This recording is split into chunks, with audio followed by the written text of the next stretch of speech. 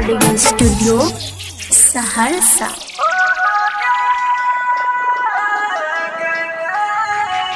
हम गाँव के लड़का गरीब छियै, तू शहर के लड़किया छी। हम गाँव के लड़का गरीब छियै, तू शहर के लड़किया छी।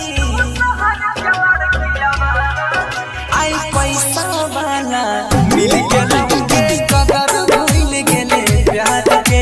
आई पैसा वाला मिल गेला के कदर भूल गेले प्यार के। जो लागे